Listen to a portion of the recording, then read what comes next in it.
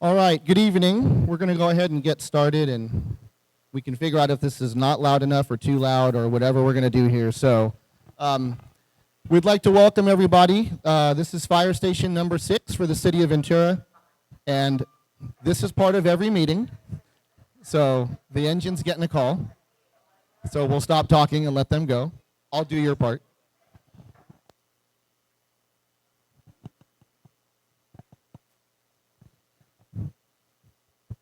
Part of the captain's presentation to you tonight was that this is an active fire station and they could very well get an emergency call, and if they do, stay seated so they can get out safely and they don't have to worry about people being around the engine. So this is kind of how it goes when they get a call. So once they head out, I will continue with our introduction.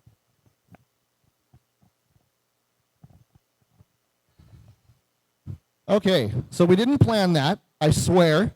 That's been happening at all of our meetings. Our stations are busy stations, and the crews are getting calls all the time. So again, this is a working fire station. Please bear with us. We wanted you to come to our stations. We wanted you to be in our stations and see them, but it is a working station, so it's going to be a little bit loud, and they may be getting those calls throughout the evening. So thank you for your patience with that.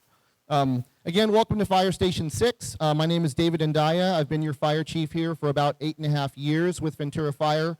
I became a firefighter with Ventura Fire about 27 years ago now, and I've been in the city of Ventura as a first responder for about 29 years. I became a paramedic after I went to UC Santa Barbara. I got my college degree, got my paramedic license, and became an emergency paramedic right after that. I got a job here in Ventura with a private ambulance company and fell in love with Ventura and thought, I don't know anywhere else I would be lucky enough to work, and I really wanted to be a firefighter paramedic. So this really was a dream job for me to come in here as a firefighter, and the rest is history. So I never had a plan to be the fire chief ever. This is what I planned. This is what I signed up for. But I enjoy my job. I enjoy my team very much. And I'm going to talk to you very quickly about why we're here tonight, what's going to happen tonight, what you can expect, and then we're going to keep moving. So we've very much tried to make this not just me talking, because that would be a very unfortunate Wednesday evening for all of you. So why are we here? The Ventura Fire Department has worked for the last several years on we're coming up with a strategic plan, and where we've come from, where we are today, and where we'd like to go. And where we would like to go is literally the next 50 to 75 years, not just the next 5 years, where we have a strategic plan right now that was brought to council just a couple of months ago. When we went to council, the city hired consultants to take an honest, transparent look at the Ventura Fire Department, through and through, from staffing to facilities to the vehicles to the people to the calls, and tell them where we were and how did we get here. What we presented to council was so valuable, they basically said, our community does not know this. We know they don't know this history and where you are today and where you'd like to go. We need you to share with the community and get input from the community about where they'd like to see you go based on the information the consultants found. So one of the first things they directed us to do in our strategic plan was to conduct community outreach. So as quickly as we could put together, we've had a meeting at all 6 fire stations over the last couple of months. Tonight is our 6th meeting. This is the last formal fire station meeting of this series of meetings. CAPS Media is here tonight. Thanks to CAPS Media, they're going to be capturing a lot of this evening.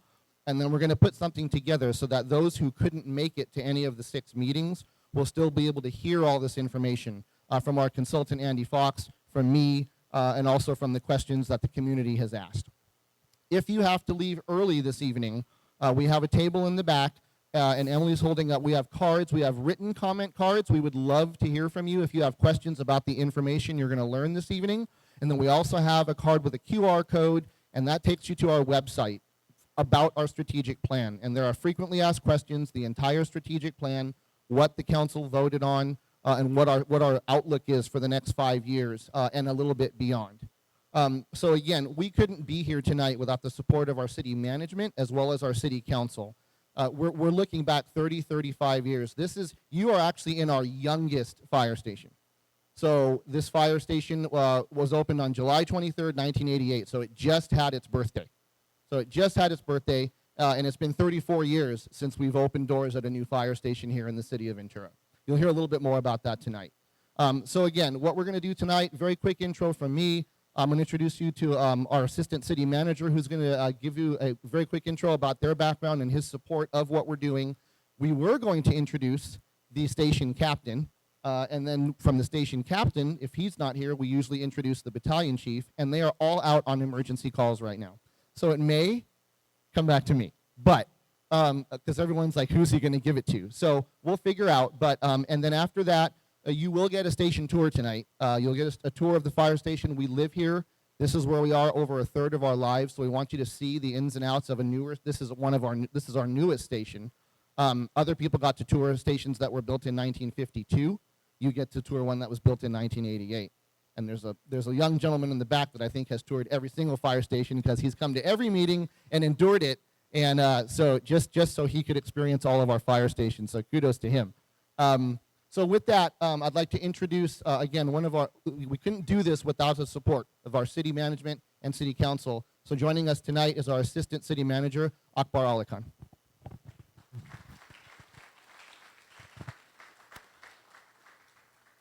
Hi everyone, my name is Akbar Ali Khan. I'm the assistant city manager, as Chief Ndai said. We are so thrilled you all are out here tonight. Back in March, just a few months ago, we finished the fire department strategic plan. That was done with the help of our consultant, Andy Fox and team. You'll meet Andy a little bit later on after the station tour. But really, the whole point of these community meetings is to do exactly this. Have our neighbors come out here, visit us, speak directly with the firefighting staff, speak directly with the consultant, us, the city management, and more than anything, see the station for yourself, see the operation for yourself. You got a little taste of it just a few minutes ago when the truck had to take off here. So thank you all for being here.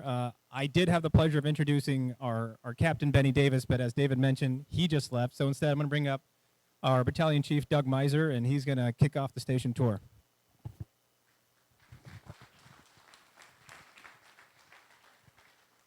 Well, thank you. First off,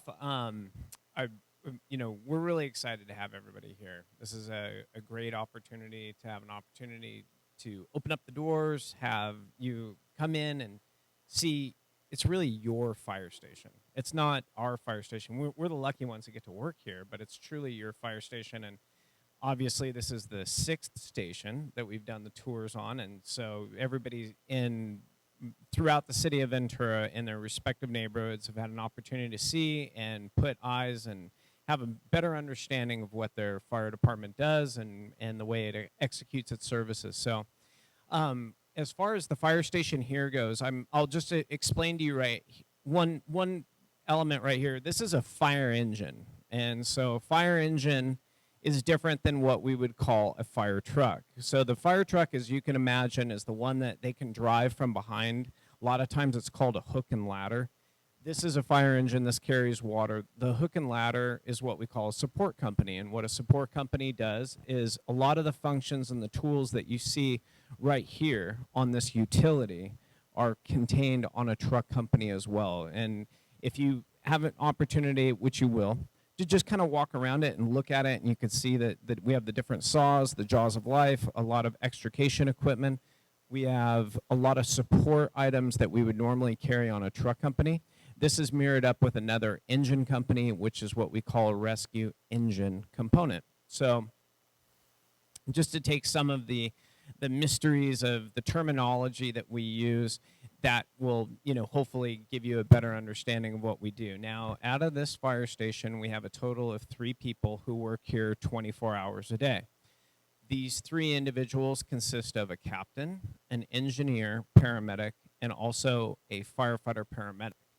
And if you're unsure of what the terminology of what a paramedic does versus that of an emergency medical technician is, it's the next last phase of being able to provide advanced life support to our citizens. And that includes delivering medications, advanced airways. We are able to communicate with the doctors and nurses at individual hospitals. We give approximately 18 different medications that are there, and the idea is that in our community, our goal is to bring the emergency room to the emergency. And we will initiate and continue advanced life support on any medical emergency that's there. But as you can also see that we have other auxiliary duties that are associated with fire suppression and rescue and other elements of what our whole mission is. So with that, let's go ahead and let's go ahead and start the tour, and we'll go ahead and head out towards the apparatus door, and we can go right through that door right over there, and we'll go ahead and walk you through what we call our day room, which is this side, and then we'll come back on over and we'll have an opportunity to take a look at the dorms, and then I think you'll have a pretty good idea of a 360 picture of what our station's all about.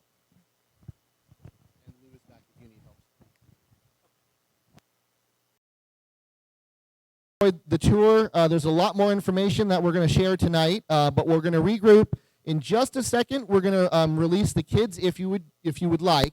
As a parent, I get it. I promise you there's no one better to watch your kids than trained firefighter paramedics. They will watch your kids and they will be safe. And they'll also have an opportunity to learn some really good fire safety stuff for your home and also to meet one of our newest fire department members. But right before we do that, again, I said we're here tonight under the direction and the support of our city council who did want to address what the fire department is facing as we move forward into the next few decades. And here tonight with us, and thank you for the support, and to welcome you is your local district council member, Councilwoman Jeanette Sanchez Palacios. So thank you. Thank you, Chief, and good evening and welcome everyone. It's so great to see so many of you come out today. Like said, it is of utmost importance for me and my colleagues that our public safety units have the resources that they need in order to protect our communities, in order to protect you and your children and your families. And so we really feel that it's important to get your input as well as part of this process. And this is why our fire department has been going to the different fire stations and making these tours so that you see firsthand what their situation is and what they have to deal with. And hopefully you will also lend your support to the resources that they may need to, whatever it is that you may have questions on that they can also help answer. And so just really wanted to thank you and take the opportunity to put a face to the name. I don't know, I was appointed a year and a half ago, and so I'm still fairly new, still trying to learn more about my own community and about who I serve. And so it was just an honor to be appointed and to serve you now. And again, welcome you and thank you for being here. And any questions you may have, I'm available. I do have business cards if you want to get a hold of me. But yeah, just wanted to say thank you for being here as well. And don't think I'm missing anything else, right? But I did want to introduce and bring up our Public Information Officer, Heather, who will take it from here.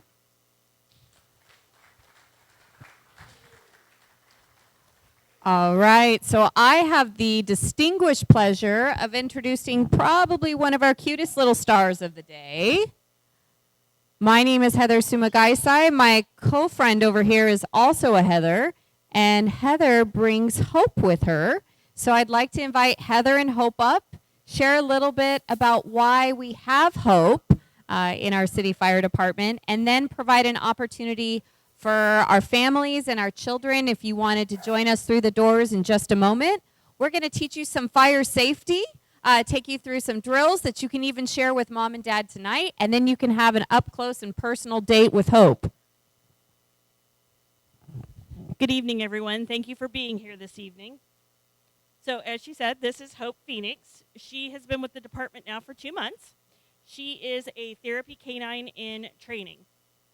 And so currently her station assignment is headquarters, and she does live with me in the sense she goes home every evening, but she goes out and visits the fire stations frequently. So the reason we have Hope, as you can see, she is very much a baby. She's only 6 months old, and she is a Lab Cavdo, so Labrador Cavadoodle.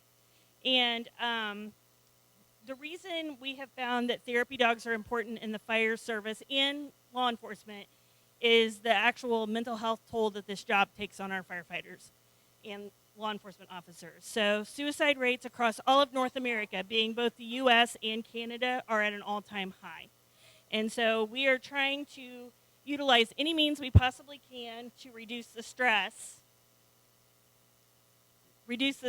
in their jobs. So this is why we have Hope, and as Heather said, the kiddos will have the opportunity to meet Hope here in a few minutes inside. See, I think that's her saying, come on, come join me. So this is a great opportunity. Any kiddos who might want to go make a fire escape plan, meet Hope, or learn more about fire safety in your own home, this is a great opportunity to follow Heather, and they're just going to have a good time in the living room.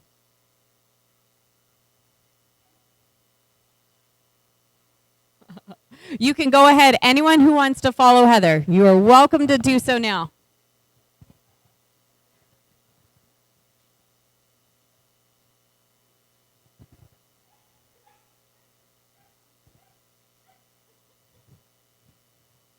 Well, there we go. Well, I have the great pleasure of just bringing us into why you're here tonight, the boards that you see before you this evening. I also have the extreme honor of serving as our communications manager for the city. So if you like what we do on Facebook and social media and videos, there's a whole team of people who try and do the best that we can to provide the information and engagement opportunities with you. One of those that we're really excited about that we hope you'll rejoin us for is on August 20th.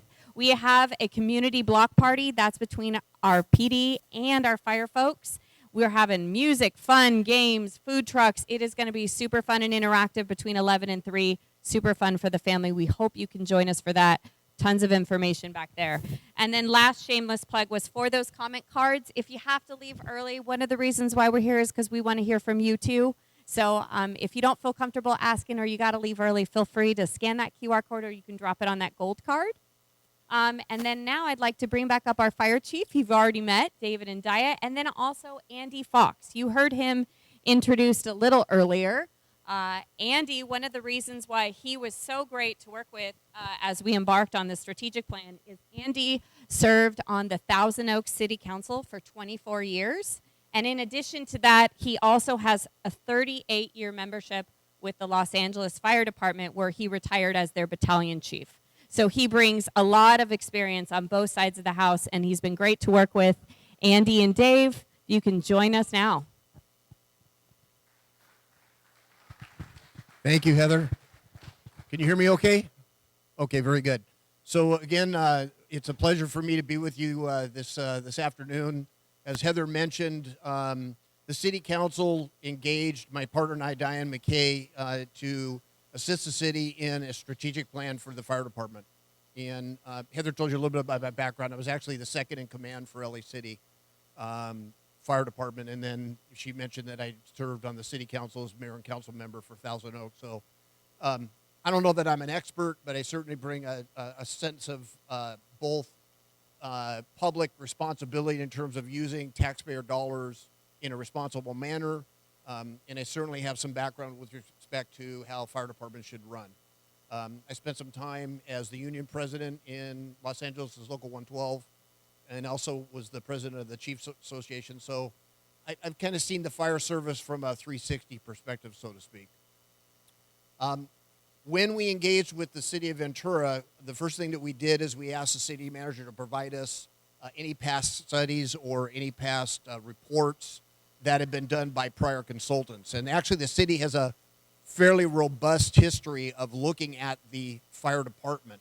And there was a number of studies that were published and presented to the council over the past 20 plus years. And so the first thing that we did is we looked at those studies to see if they had relevance, if they were done well, if they met industry standards, and what their findings were.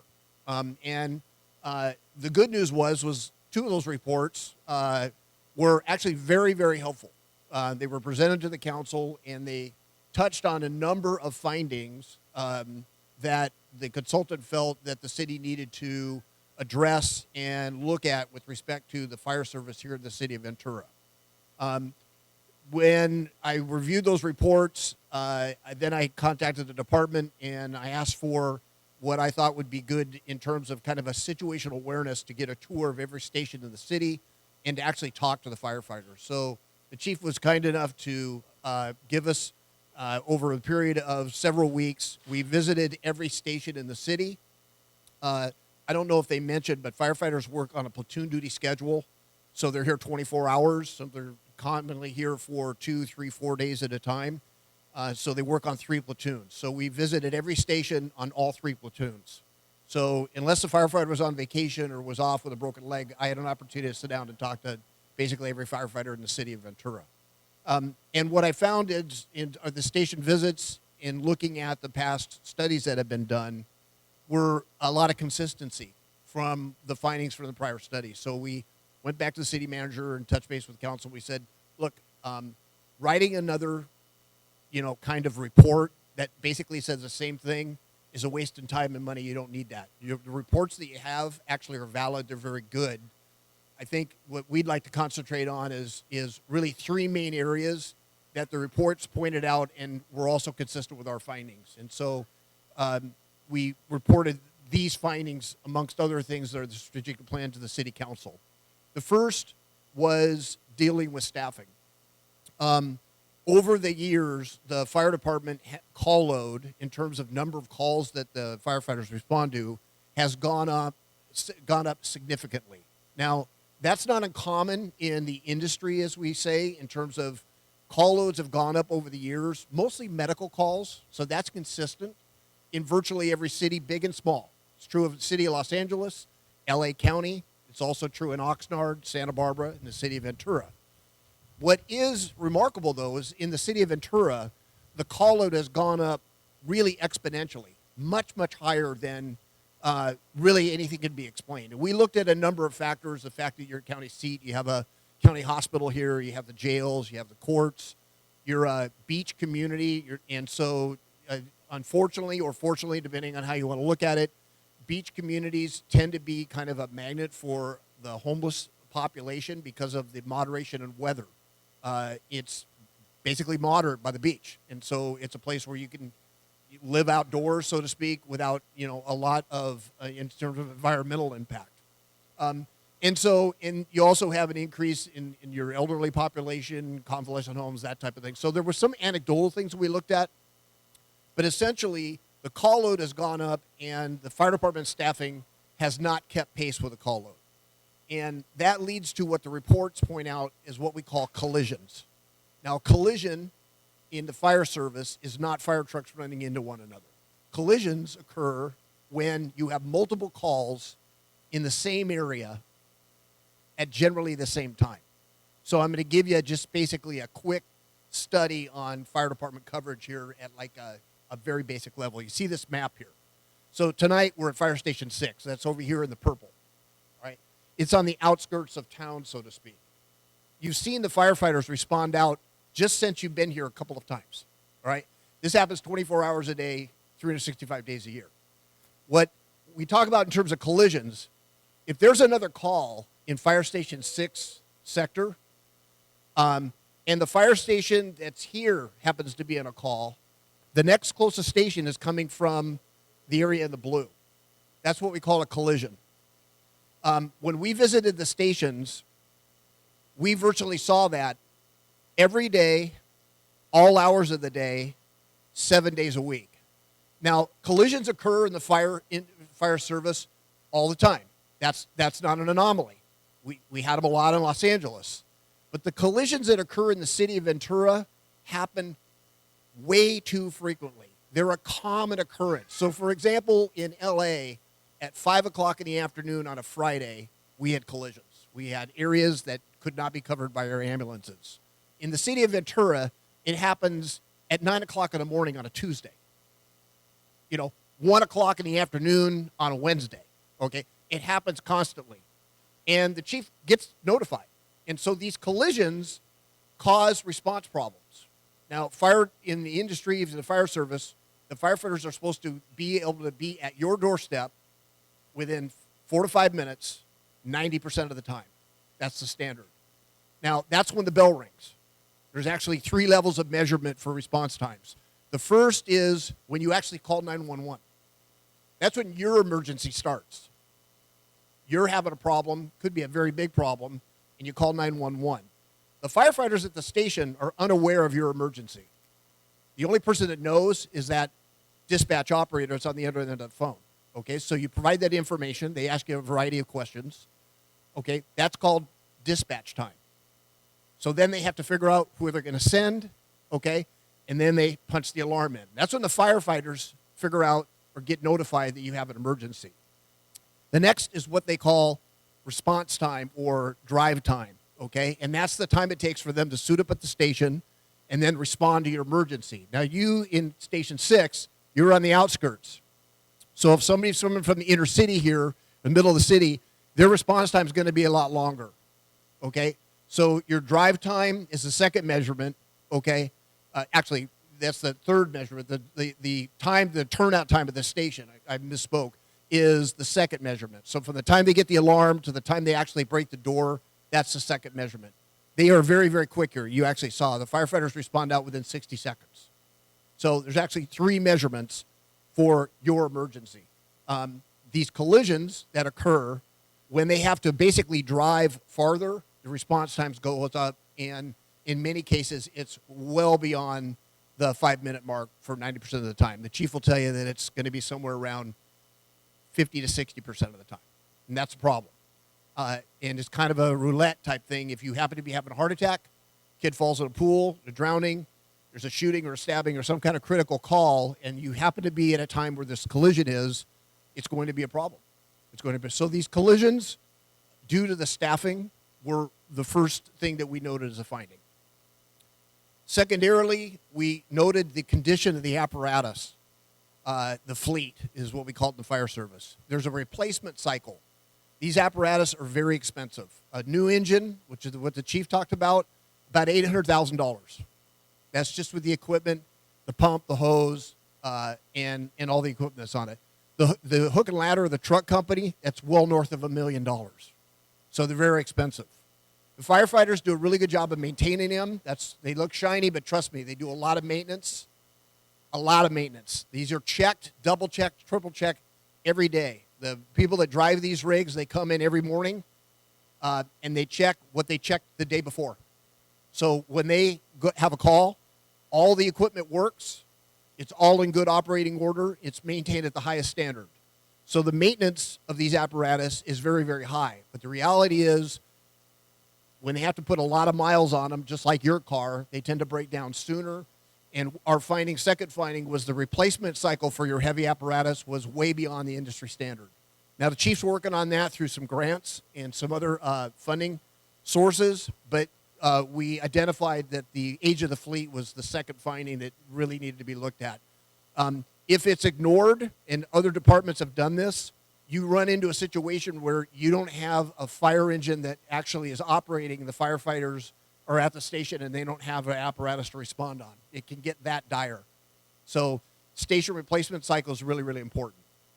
The third was your facilities. As the chief mentioned, you're actually tonight in the newest fire station in the city of Ventura. And this station, by most standards, actually is in pretty good shape. Yeah, it's 34 years old, but it's in much better condition than at least 3 of the other stations that we toured. You have other stations that were built in the 1950s, and they are wholly inadequate for the firefighters to be operating in. The size of the station in terms of the apparatus has gotten much larger, can only accommodate one apparatus. So if they wanted to add, like, for example, a paramedic squad, they don't have room to do it. So your facilities are aged, and so that was our third finding, is the city really needs to look at some kind of capital plan to address at least 3 stations and then renovate probably a few others. The station you're in today actually is in the best shape of all 6.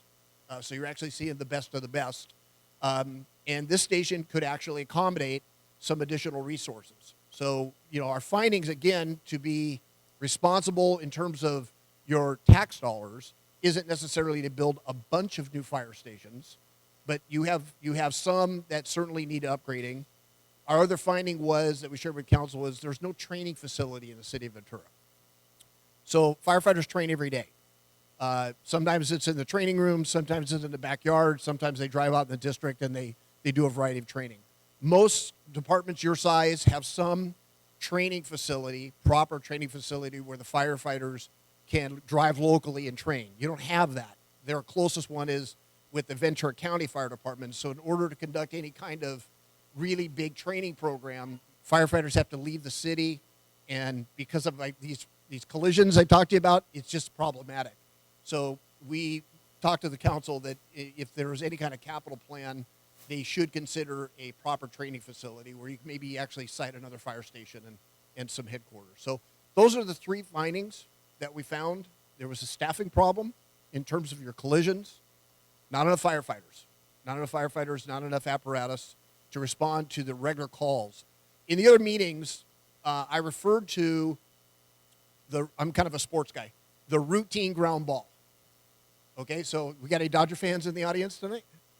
Okay, so very good. All right, so the routine ground ball in baseball. Somebody hits a ground ball to the shortstop fields it, picks it up, throws to first. And in the major leagues, everybody expects that play to be made 99.9% of the time. It's a routine ground ball. Same thing here with the city of Ventura. When a basic call comes in, I'm not talking about the Thomas fire. I'm not talking about an apartment house fire. I'm talking about the basic calls. The city of Ventura is having difficulty handling its routine ground ball. They don't have enough resources to handle the routine ground ball, and that's these collisions. So it's problematic. We pointed these issues out to the council. They were very responsive, and that's what resulted in these series of meetings. They want us to go out and basically share this information, provide you ability to actually see the fire stations, talk to the firefighters, and really this is really part of the public education process. So that's what our findings are. We wanted to at least kind of touch on the issues that we found. There are other issues in terms of recruitment, diversity, training. There's a variety of public education. There's a variety of things that we talked about relative to the strategic plan, but really the key items that we wanted to actually call to your attention was the staffing, the age of the apparatus, and then the need for some improvements with the facilities. So with that, I'm going to turn it over to the chief. We're available to answer any questions when the chief's done walking you through his part of the presentation. Appreciate your attention. Thanks very much. Thank you. All right. This happens all the time. So, all right, thank you, Andy. I'm going to just try and wrap up a little bit. And what we've done at these meetings is Andy presents what they found. And then what I present is a little bit of what I experienced locally as a firefighter over the last 26 years, coming up through the department and learning, you know, how to function in our city and what we were challenged with over that same time frame. Just to give you a little bit of perspective, we have 6 fire stations that we're functioning out of right now, 1 through 6 across the city. We're working toward identifying a site and doing some architectural plans. See ya.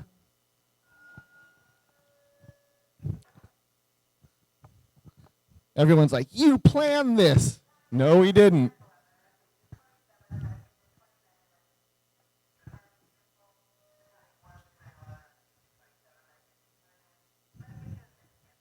Oh, they might be getting out of it. There's a closer. That's a great example.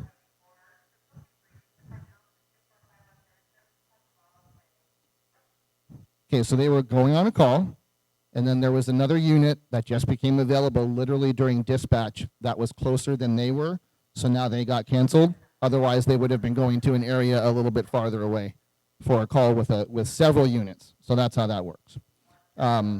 So what I wanted to very briefly discuss is our 6 stations that we have today were all built between the years of 1952 and 1988. So all 6 stations were built in a span of 36 years. And now it's been 34 years since we opened the doors to this station. Now in 1988, when we opened these doors, our department had about 5,900 incidents in 1988. Last year we had about 17,500. And we're doing it with the same number of people as we did it with in 1988. When we opened Fire Station 6, there are 9 people assigned here. 3 people at any given time, like this crew, is a captain, an engineer, and a firefighter, and they rotate shifts across 3 different shifts. So there's a total of 9 people assigned to the station to keep it open. 3 people are here at any given time. When we opened this station, we didn't hire 9 people. We stole 6 people from other engines across the city and hired 3. So we used to have a captain, an engineer, and 2 firefighters. That's called 4-0 staffing on an engine, which is what you get in Los Angeles. Right now on an engine like this, there's 4 people in Los Angeles City, and on a hook and ladder truck, there's 5 people. In Ventura, there's 3 people on an engine and 4 people on that hook and ladder. So you get 1 fewer firefighter on the apparatus here in Ventura than you would in Los Angeles for the same response. So what we do today is we just, literally what's behind me is the newest addition to the Ventura Fire Department in my entire career. And what we have is four people, 3 are on this and 1 follows. And what this is a what we call a medic rescue engine. It's a big long term for basically, it's almost as effective as a hook and ladder. They carry a lot of tools on the back of that are carried on that big hook and ladder, but obviously what's missing? The aerial ladder and a lot of ground ladders. So we still only have 1 of those in the city, but this can do a tremendous amount of work in this configuration. And Ventura County Fire has a medic rescue engine configuration, and Oxnard has a squad, which I'll talk about very briefly in a second. And this just went into service about 3 weeks ago. And it's a 40-hour, they're not here 24 hours a day, 7 days a week, but they are here 10 hours a day, 4 days a week during our peak incident hours to try and offset some of what you see happening here and what Andy talked about, which is where we have multiple units out, at any one given time. One thing we didn't do, and I don't function this way, is like the scare tactic of, oh my gosh, here's what's going to happen if we don't do something. So each time we've had a meeting, we've chosen to look that day at our calls. We have an app, because there's an app for that. So we have an app that shows us what calls are happening and where our vehicles are, where our staff is, and we choose the day of the meeting to see how many times we can catch something. And today, I just looked twice today, and this morning I actually ended up on the call because it was big enough. But this morning we had 6 units out of the 7 that were available on 1 call because it was an industrial structure fire. And then we had Ventura County there, and we had Oxnard there, and they were also helping to cover our stations while our stations were empty, because we try not to leave our stations empty, and we do the same thing for our neighbors. And then the second time today was this afternoon, and we had 5 of our 7 units all concurrently out. There were 2 units covering the entire city of Ventura. And we talk about those response times, and if those units are too far away, you're looking at about a 9 to 12 or 13-minute response time for our engine to get as fast as they can to where they're going. Because of what we call stacked calls. Andy, in his business in LA, they refer to them as those collisions. This changes that during the day a lot. It allows training to occur on duty. It allows stations not to be vacant during the day. And one of the questions was, how many, from the other meetings, were how many stations do you need? And it's not necessarily stations. Like, I'm not going to tell you, we need 15 stations. It's not so much stations, it's the stacked calls. So if you have a properly built station looking out 20 or 30 or 40 years, what you'd like to have is a station with more than 1 unit, more than just 3 people on 1 engine.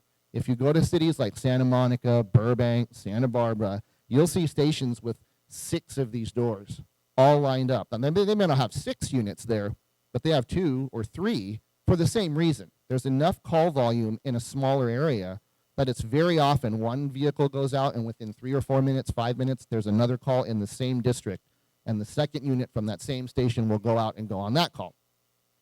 So that's one of the things we're looking at as we move forward. If you look at the size of some of our older 1952 stations, we literally can't take more than 3 people.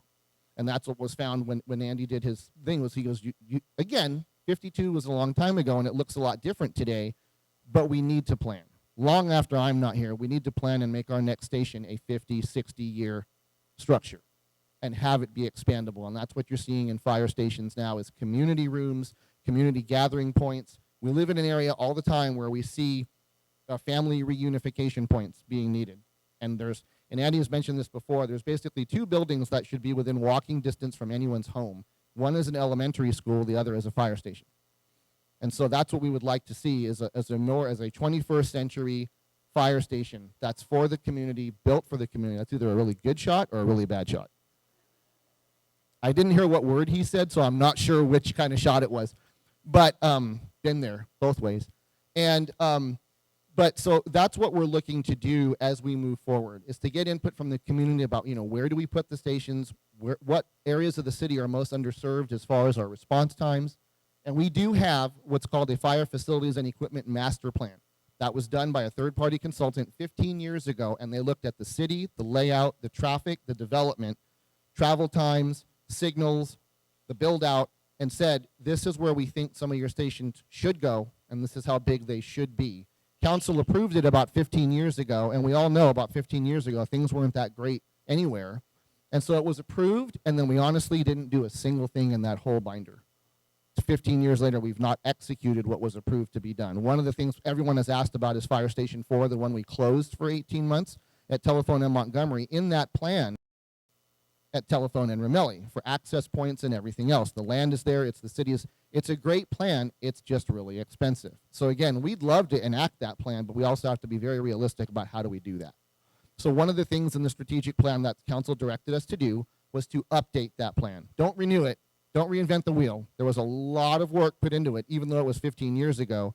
So we are going to spend some time this upcoming year looking at that plan and just making sure that some of those suggestions still look right. Because council wants to hear, what do you need us to do and how far out do we need to look, whether it's the 50 year, the 75 years from now, on where we're going to put these stations to properly serve Ventura. From a staffing standpoint, like I said, when I got here, there were 4 people on an engine. We were running about, when I got here, we were running about 7,000 calls a year, and we're now at 17,500. Unit responses, you saw them go out on this one call by themselves or maybe with an ambulance. When there's a large fire, a car crash, people trapped, multiple victims, there's several units that go to one call. So let's say we have 2 engines and a hook and ladder. We call that a 3-unit response incidents because it tied up 3 of our 6 units. Each year now, we're approaching 21,000 unit responses with the same number of vehicles as we had, probably about 7,500 unit responses the years when we had 6,000 calls. So again, the numbers explained themselves when Andy was looking at the data from the previous studies. It was very valid, and it was going up. And we've looked, and we have peeled back, what do we stop going on? What do we not go on? And, there are some calls that come in that people go, somebody called 911 for that? And you go, yep, they did. But those calls, we've peeled apart all 17,500. And if we erased all of those from an annual call load, it would be about 300. So we don't go on thousands of calls that are just not necessarily 911. Apparently they got released.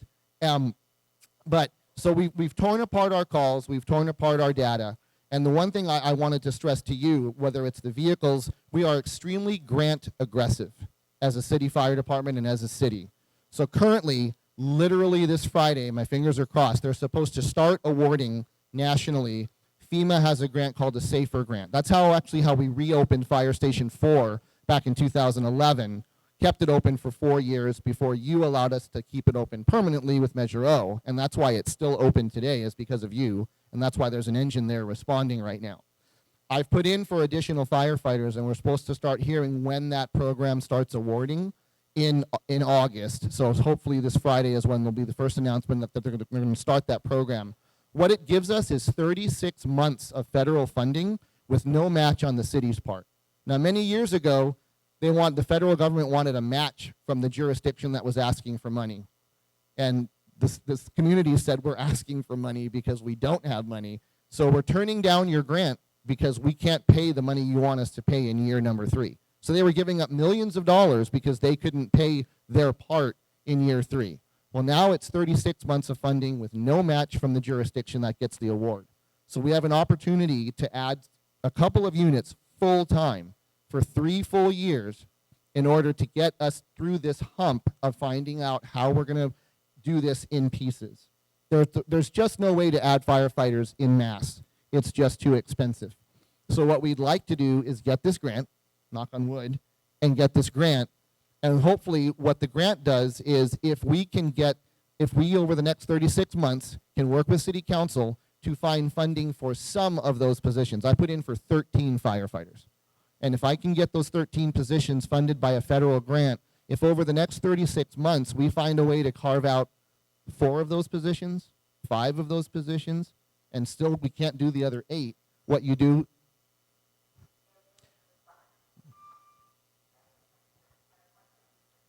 If anybody wonders what it's like to be a firefighter, this is it.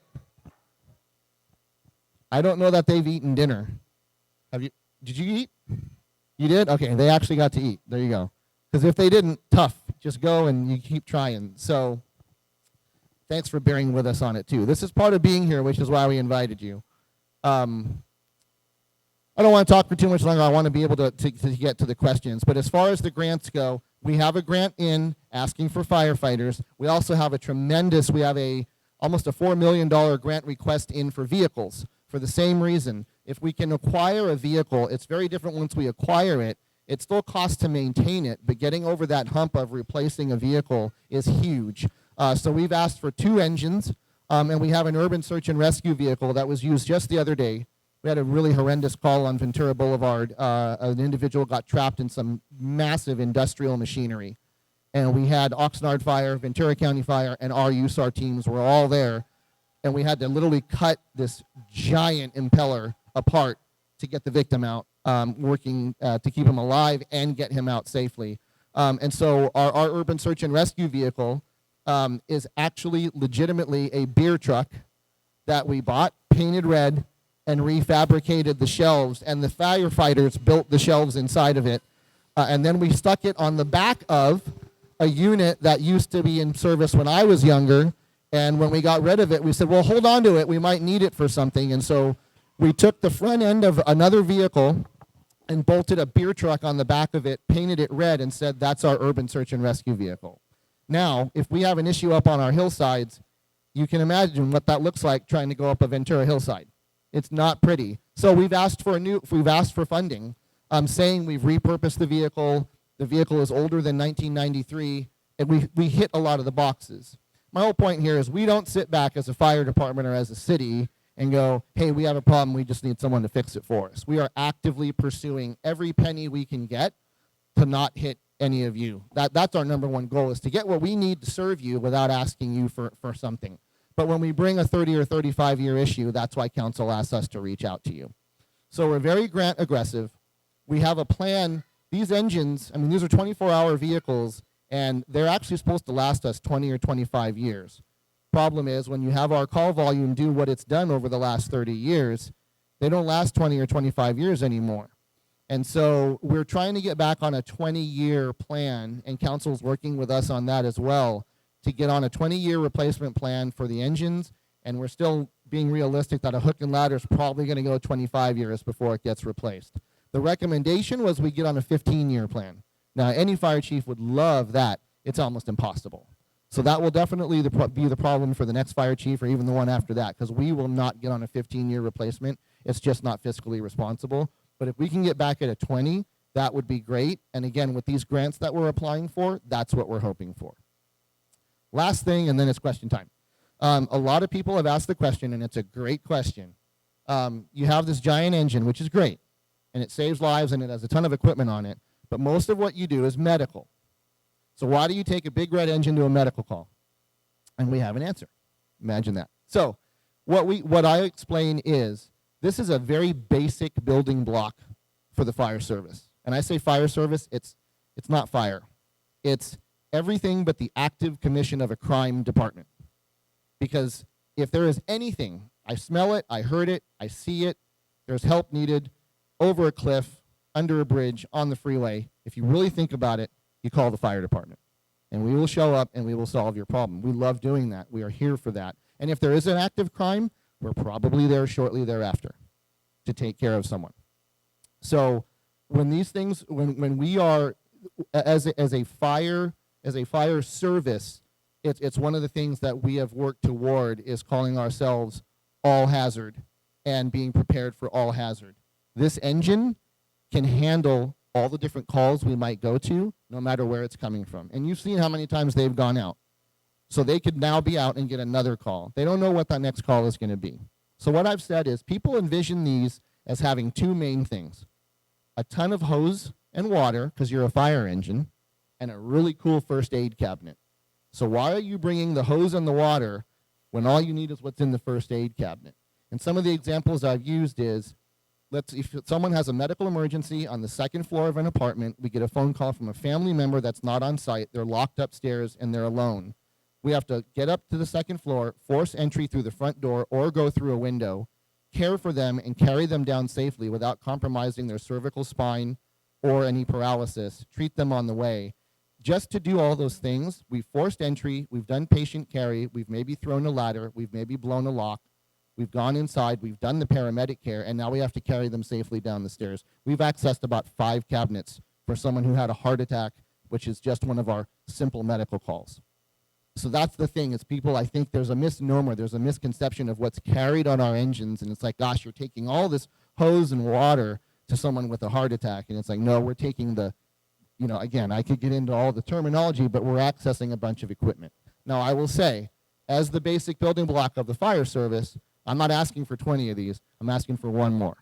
So my goal is to have 7 full-time engines instead of the 6 we've had since 1988. And if we can put 1 more full-time building block engine with 1 crew of 3 people in the city of Ventura, in the strategic plan in year 3 of the next, coming up 2 years from now, is a squad. Now, anyone who watched Johnny and Roy back in the 70s and 80s knows that that's a paramedic squad. This kind of looks like a squad, but once again, in full Ventura fashion, we've made it work. If you look, the back end of this comes off. This vehicle is actually, we purchased it, and it works as a brush firefighting vehicle.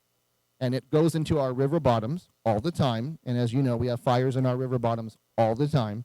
And we have small vegetation fires around the city. This is mobile. You can put out a lot of fire with it quickly in the river bottom. And you can see it accesses places that there's no way this can go. Well, right now, it's our squad because we made it work. What we're trying to do is get an actual squad to follow this engine and be a medic rescue engine and put this back out at Station 1 on Ventura Avenue so it can access the river bottom with the proper bed on it the way it's supposed to. But right now we're making it work. And here's my point. If we can get that 7th engine full-time in the city, I am absolutely behind, however Andy mentioned space, having a squad or squads with only a couple of paramedics on it, much smaller, more designed like that can make its way around the city and go on these medical calls, but still have some very useful equipment like the stuff I mentioned, and be able to tell this engine that's coming, we're good. We can handle it. You can turn yourself around. But to field those ground balls, we need 1 more engine in the city to have 7, and then we're going to start building out. My goal is to start building out with those squads so that we are deploying more realistic, more, not futuristic, but future-looking vehicles with maybe a couple of firefighter paramedics that can start to give these a break from those calls. But when we have, like this morning, that industrial structure fire, pretty much our whole department was on that call initially for about a couple of hours, and then we started to release those units. So with that, I'll close with we love having your support. We love the questions. One thing I have shared with council is when we do community surveys and they ask you, how important is fire, paramedic, and rescue services? People say very important, and we really appreciate that. And then they say, well, how satisfied are you with your fire, paramedic, and rescue services? And you go, I love those guys. They're great, very satisfied. What's happened in the past is at that point they go, great, fire's done. They love you, and you're doing a good job. But the problem is when people call 911, they're not looking at what pulls up in front of their house and the logo on the door. They don't know if it's Oxnard or Ventura County or Ventura City because we're seamless. We help each other out. Right now, if there was a call in this neighborhood, I don't know if Station 4 is there, you might get Ventura County Fire coming because that's how it works. We don't have to ask. It's automatic. And if we said, hey, all our units are busy and we don't get help from our neighbors, you just have to wait. Those are those ground balls that Andy is talking about, that we try to be able to field that ground ball by having, so that's the effort that we're trying to put in, is to have the right resources in the right places with the right build out for us to get to that end point, looking 2, 3, 4 years down the road and adding squads with staffing incrementally and so forth. So with that, I'll go ahead and we'll open it up for questions on anything you've learned tonight. If it's not necessarily about some of this information, I have an incredible staff. I will take 1 second here. There's people standing around that do not want any credit, and then I'm probably going to get in trouble for doing this, but if my staff that knows who you are, starting with you, Avery, if you guys could please raise your hands, everybody, please raise your hand. Please do it.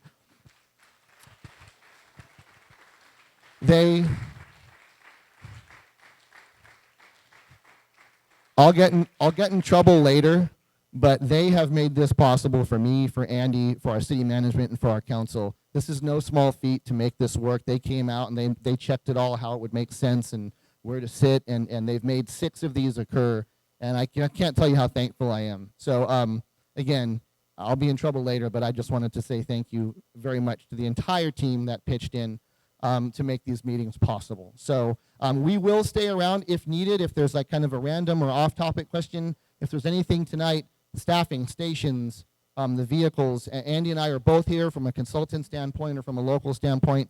Happy to answer your questions. We also want to value your time. So if you do want to scoot out when we're done, please grab a card. Please tell your neighbors. We are recording this tonight, and we are going to produce something for the city's YouTube channel so that those who didn't get to come can at least hear what Andy talks about, what I've spoken to this evening, to understand what we're doing with our strategic plan and why we're trying to head where we're heading. And then you can tell your neighbors, give them the card, and I think we'll put the link to the YouTube video eventually on that same website so people can see it, read the plan. We just want to make sure we reach out to you as our community because you are what drives us to do what we do. We are here for you. So with that, we'll open it up for questions for me, Andy, and anyone I might pin if it's a very specific question. Right now, on the floor, we have 0. When I got on the department, we had 5. They either retired, 2 were injured, 1 became a captain down at the Oxnard College Fire Academy, and 1 retired and became a marriage family therapist in Hawaii. She actually got hired with me. I will tell you this. How many female firefighters have I hired since I've been the chief? I think I'm north of a dozen. And they interview, they're rock stars, and I bend over backwards. I had an Olympic gold medal softball player that took a job here, and then in between the time of her job offer and her starting, she took a job at a different agency. And that is, I was just going to share with you, that's a question, and we work with, it's called CFF Jack is in Sacramento, and there's a commission on women in the fire service that helps us with recruitment. And the honest thing is, every fire department, their number is low in that category. And every fire department is trying to change that trend. And when I have offered jobs to very strong candidates, I have been one of either 4, 5, or 6 offers they have on the table. And they literally will sit down and they'll say, you present great, you're a real familial chief, I love the vibe, but I'm going to go with this agency. We've also had people say yes outright. And then we just wait. I kind of hold my breath, and I wait for the phone call I don't want, and I get the, hey, chief, do you have a minute? And I go, okay, where are you going? And don't tell me where, but just, you're great department, great location, but I talk to my family or whatever, and now I'm going to go with another agency. And so a lot of that is dependent on what they're looking at for themselves, and they're making a choice at that point. So remember I mentioned we've had 3 significant findings, but there was others. So you're the recruitment and diversity in Ventura is challenged, and there's reason for that. And we pointed it out to the council, the city manager. It's kind of a good news, bad news type thing. The good news is in the city of Ventura, all your firefighters have to be certified paramedics. So they have the highest level of training in the fire service. There is no higher level of training than a firefighter paramedic working out of a fire station. So your firefighters in the city of Ventura, I refer to them as kind of the special forces of the fire department. They're the highest trained firefighter paramedics. So no other city in the country, maybe probably the world, all right, has anything higher. That's the good news. So when your firefighter paramedics show up, you're getting the highest level of emergency medical care and professional firefighting that you can get. The other side of that is because firefighter paramedics are such in demand, larger departments and candidly higher paying departments with better benefits and better facilities are more attractive to those firefighters, male and female, by the way. It's, most of us sign up to be firefighters. We want a great career, but it's really a sense of this is my calling. This is what I've been called to do. And once you kind of get past that, then you're looking at, okay, what department do I want to work for? Where do I want to live? You know, how far do I want to commute? What are the facilities? What are my chances for promotion and upward mobility? All these things come into play. It's very challenging for the chief. City of Ventura has 6 fire stations. We've talked about the facilities. And again, the purpose of this meeting isn't to advocate for pay raises or anything like that, but the reality is in the fire service, they're looking for competitive salaries and benefits and all those things. And so it's very difficult to retain and recruit firefighters and keep them here because a firefighter paramedic is in high demand for much bigger departments that have a much better pay and salary, and the city of Los Angeles is one of them. You know, in recruiting females is very, very challenging. In Los Angeles, I can remember the council telling us they wanted to have somewhere between 15 and 20% of our workforce as firefighters, female firefighters, and I told them you're it's not possible. It's not possible. Okay, in terms of the recruiting pool of people that would have an interest in doing that. So it's a challenge, but it's particularly a challenge here because of the requirement to be a paramedic before they come on the job.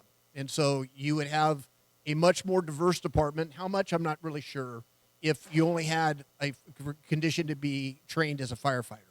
But that's a discussion for a different day. It's not. It's not. It's not required for Ventura County. It's not required for LA County. It's not required for Oxnard. It's not a requirement for the city of Los Angeles. They all have firefighter paramedics, but you don't have to be a paramedic to come on the job. In the chief's case, he can't hire a firefighter unless they're a certified paramedic. And again, I don't want to take too much of your time. It costs a lot of money to send a firefighter to paramedic school. There's a reason why the city of Ventura does it. To send a firefighter to paramedic school, number one, it's a 6-month commitment, okay, before they can touch a patient, basically. And while you're sending them to paramedic training, remember what we talked about. This engine company never closes. 7 days a week, 24 hours a day, 365 days a year, there are 3 firefighters on this engine no matter what. Somebody breaks a leg, somebody gets cancer, somebody's on vacation, they're hiring overtime to staff the station. They don't close. That's very different than basically any other municipal department, including the police department. Police officer calls in sick, it's 1 less police car, generally. Firefighter calls in sick or get injured, somebody's working overtime. So when you send a firefighter to paramedic school for 6 months, there's a vacancy. There's a vacancy. Well, they're hiring overtime. So in addition to the cost to send the firefighter to paramedic school, you're paying 6 months of overtime. It's expensive. So in some ways, the city is ahead of the game because they don't have that cost. That person coming in is already a trained paramedic. So day one, after they complete their training, they can touch the patient and they can provide emergency medical care.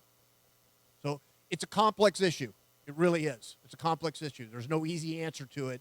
But your question about how many female firefighters, there's good reasons why it's difficult to retain and recruit female firefighters. Yes.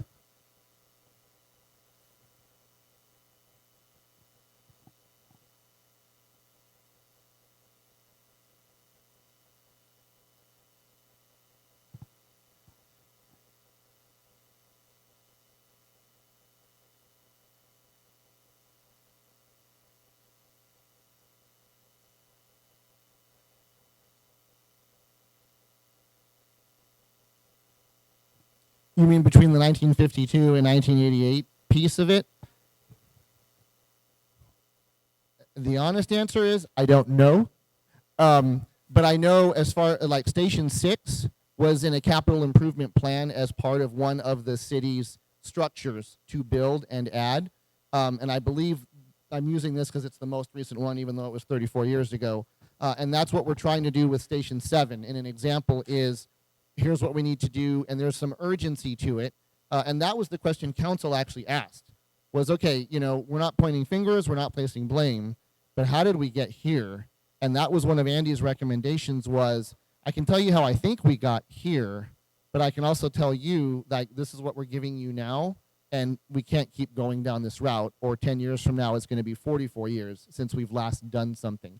And so as far as the funding for like the 50s and the 60s, I'm honestly not sure. But this station, when it was built, it was part of the capital improvement plan for the city as a major structure that was going to be put in. And I think that started in probably the mid 80s. Back then, I think it was only 3 or 4 years between concept and actual having the station. So I'd say around 84, 85 is when they planned for the station, and then they had it done by 88. No. It's local money. It's local money. And the chief talked about, grant funding, but I'm going to give you just a very brief, basic how cities finance. When he says capital, there's basically 2 budgets for the city. There's an ongoing, the general revenue, okay, that's what you pay the salaries for, and the ongoing expenses. And then the city has a capital budget, okay, so those are for facilities and fixed expenditures. And they budget, I believe Ventura budgets every 2 years? Every year? Okay, annually. Okay, so every year, city manager brings to the council an annual budget. One's for ongoing, one's for capital. For capital projects, they may put aside $1 million for, let's say, a new fire station or a new library or a new, whatever facility. They put aside $1 million for 1 year, $1 million the next year, $1 million the next year. So at the end of 4 years in that capital budget, now they have 4 years of savings where they can actually go build something. That's one way they do it if they're going to actually build a facility. The other way they do it is through bond financing. So they would have bonds.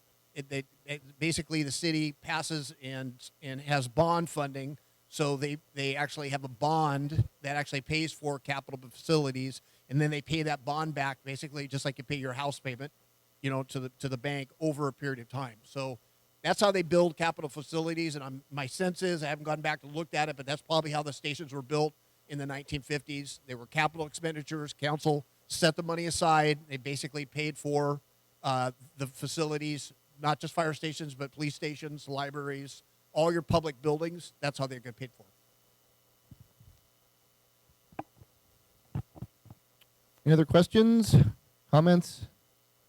Yes.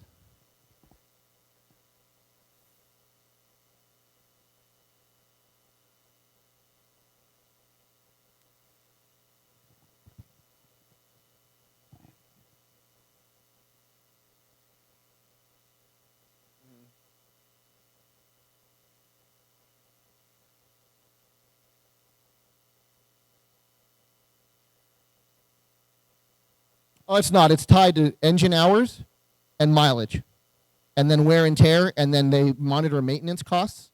And when it starts to be diminishing returns on how often it's in the shop getting fixed and how much it's costing in staff time and parts, that tells them that this thing it's way too expensive to keep on the floor. And often right now, we don't have a choice.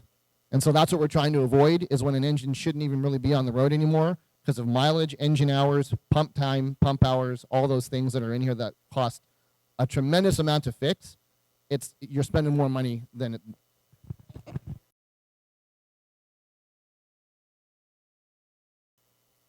Yeah, so exactly. So when, if in terms of engine hours, pump hours, normally it would take about 20 years, okay, for a fire engine to reach that level. But because of the calls and the increases, some of your apparatus is way beyond that.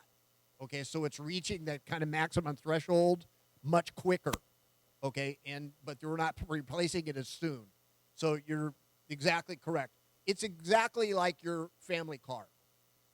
If you buy a brand new car, but you put 50,000 miles on it per year, that car is not going to last 10 years. It's going to break down. Okay, because the cars are not built to actually last for, several 100,000 miles. All right, it's the same thing with a fire truck. It's just more expensive. So you buy a fire truck. If you put a lot of miles on it per year, more than expected, the truck's going to wear out sooner.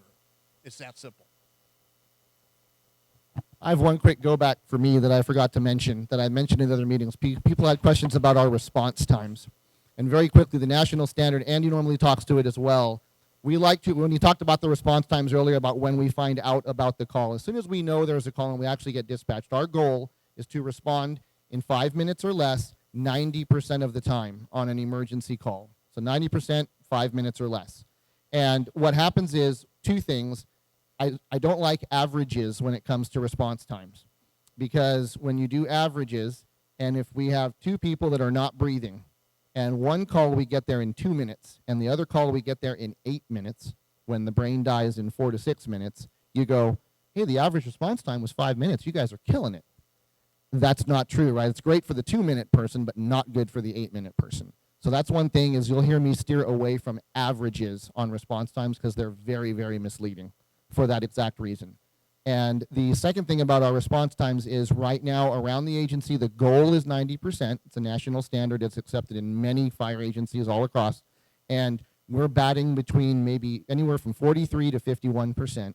And as an example, when we closed Fire Station 4 for those 18 months when it was actually shuttered, it went down to 16%. And the goal was 90. Now, when we reopened Station 4, because we had to live with it closed, we actually showed that we learned from it. We came out better, and our post-Station 4 reopening numbers, because we had to become so efficient when the station was closed, we did better. So from the negative, there was a silver lining. We learned a lot on how to be more efficient. So we did bring something out of that. But we're seeing that number, if we want to be 90, it's gone from the 60s to the mid-50s to the low 50s to the high 40s, and that was something that the consultants saw and were very concerned about, which is why these collisions make such a big difference when we have stacked calls where the other unit is coming from 2 or 3 stations away, which is why we're looking at having enough room for additional units in the existing stations, but there's only a couple where we can do that. So I forgot to mention response times earlier. Yep.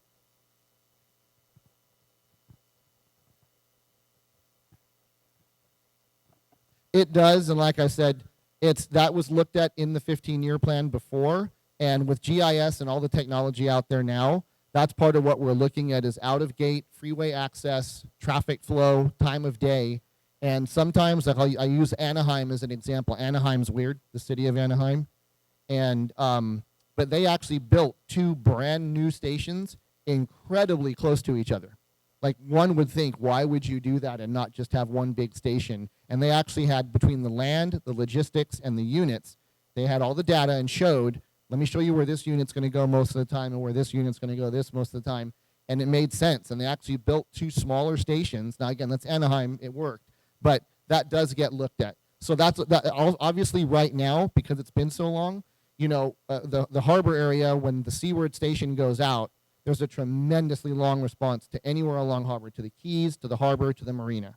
And that's why when we look at it, that's where we would like Station 7 to impact. Where it's going to go exactly is still a little bit up in the air. We have some key sites that we're looking at. But again, that's going to take architectural design and then traffic flow, public works, all of that. But that does get taken into account. The shape of the city, I would say it's kind of the boomerang city, you know, where it's kind of down, then it cuts up, and then it goes like this. So that absolutely impacts it. That's how the stations got there a long time ago in the beginning. And that's where that binder that we built 15 years ago talked about that and said, okay, now you have freeways that weren't there, lights in neighborhoods that weren't there when we built it. We should be here, here, and here. So we're not going to reinvent the wheel, but we're going to try and get something done out of that revised and updated plan because it was left behind 15 years ago. So, all right. With that, I can only say thank you a million times to all of you. Some people at the end of each meeting have come up to many of us and said, hey, thank you for the information. What can I do? You know, who can I talk to? How can we help? And honestly, it's this.